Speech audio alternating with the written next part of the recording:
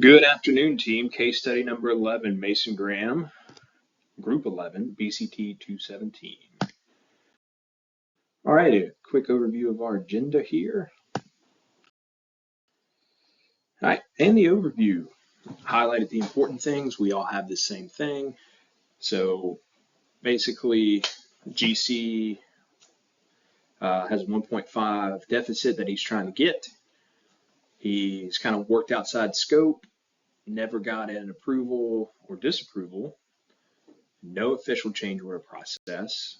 The owner is out 20 mil. So this is a good one. This is a good one. Issues. No official change order process for the GC. Site and contract discrepancies not developed further. Working outside of the scope on a buy material and time basis, right? So the GC is not responsible for establishing a change order process, right?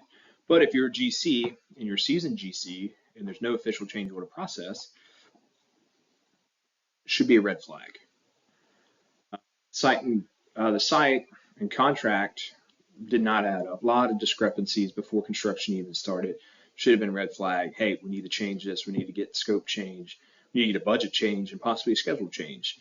The GC did work outside of scope on a material and time basis, which he did a detailed sheet for, but there's no official approval, disapproval, nothing verifying that what he was doing was what the owner wanted. Not saying it was the wrong thing. I mean, he did a good job, right? His name's on the bill and he wants to be nice. The question becomes, the owner's paying for it. Did he approve it? All right, the owner developer RPR, this guy does, match, or was it jack of all trades, ace of none. I don't even know if you can call him a jack at this point. No idea what he's doing. He's pressured by his agent, never fully tracked changes in scope, never fully tracked budget changes. No, dude's all over the place. Terminated the architectural contract after permits were pulled. This is another huge red flag because if there becomes an issue with the building, if something in the plans is not making sense and jiving, or there has to be a change order due to something, you fired your contract or your architect. So who do you go to get something fixed? How do you get your drawings changed? Big red flag. We kind of touch on the importance of the change order. I'm not going to beat a dead horse. Professor really hit home a lot of this during his lectures this week. But the big thing is, it should be an easy, straightforward, detailed process, right? It shouldn't be convoluted in a bloated process. This needs to be clear and concise. It should have, what the change is, how much the change is going to cost, what's the change to the schedule, who, and then like the GC signature, the architect's signature, all relevant parties that have a say in this project. So GC, architect, maybe an engineer, and the owner, with the owner holding final approval to this change, whether it's good or bad. It could be a great change, right?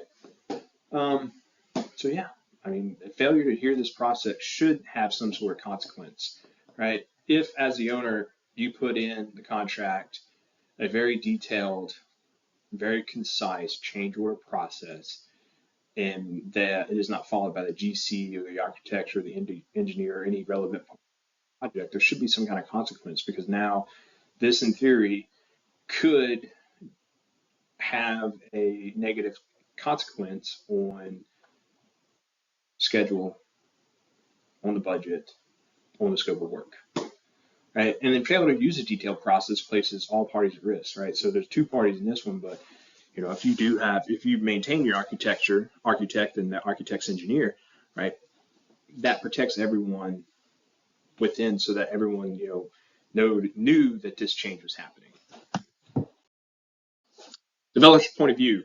All right, this guy rushed to make some money. He mismanaged the construction process horrendously. He never established a change order process, never verified pricing, scope, change, materials, time, and then he only made $20 million out of the 40 that he put into it. GC point of view. Did a material did a detailed material and time cost sheet, which is awesome. He provided written notices numerous times throughout the project. I guess the question can become, was the notice received? We've seen how the mismanagement of the construction project has went. There's no official change order established. So did the owner actually approve this work? Did he disapprove? Is silence his consent? Where does that line kind of fall in the legal realm? Never established a change order to the scope budget before project began. So like your first day on site, you notice that there's huge discrepancy between what the original bid was versus what the site is. That should be a red flag right there. Like, hey, we need to stop.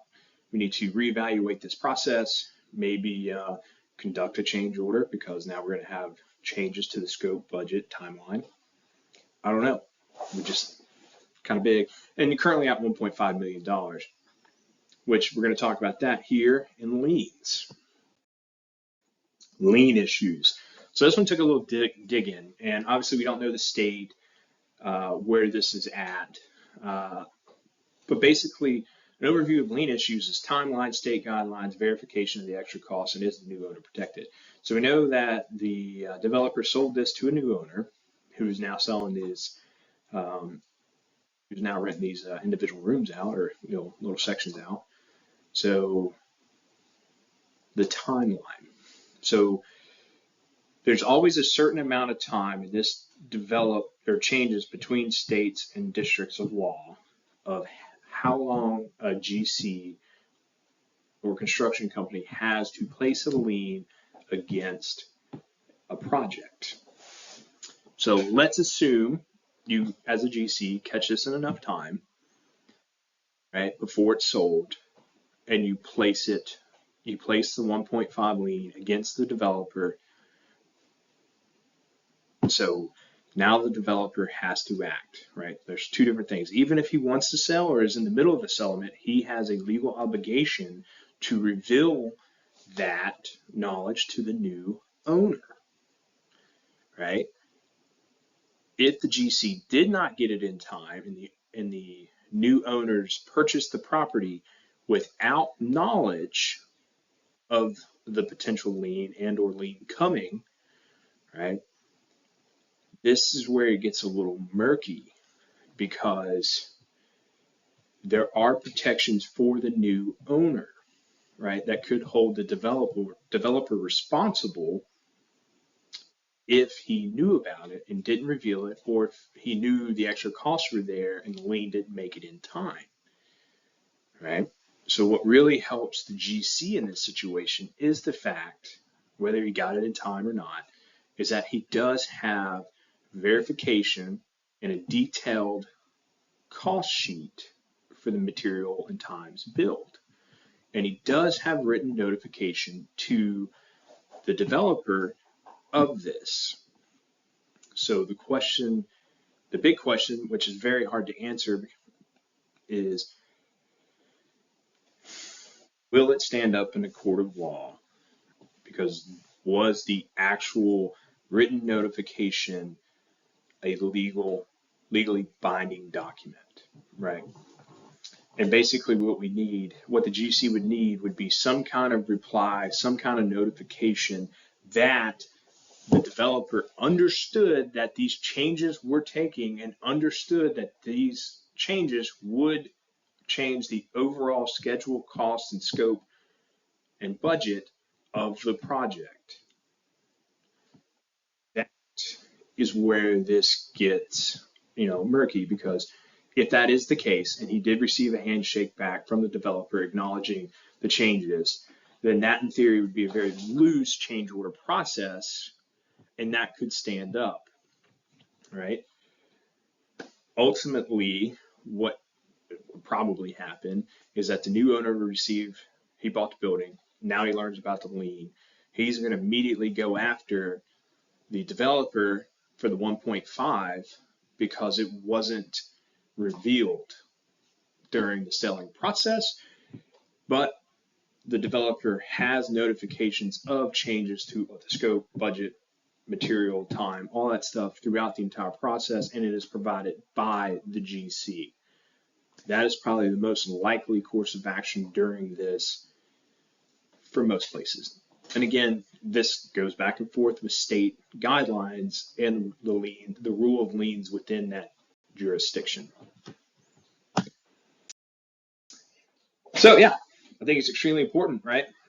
If you do have a lien and you're a GC and you've got this by the end of the project, if you haven't been paid, then you need to submit your paperwork for a lien.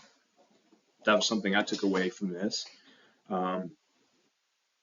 If you're a GC and there's not a proper change order process, right? Some kind of document, whether it's digital or analog, that you can write and have copies of, like there needs to be something, right? And the GC is probably going to get his money, but it's probably going to take a while because now we're going to get into that he said, she said. You've got the new owner involved, right? The new owner may pay you out of pocket, but he's going to get the money from the developer either way, especially if he just bought this for $20 million. He's probably got some capital to go after the developer. And again, thank you guys very much. Mason Graham, Group 11, BCT 217.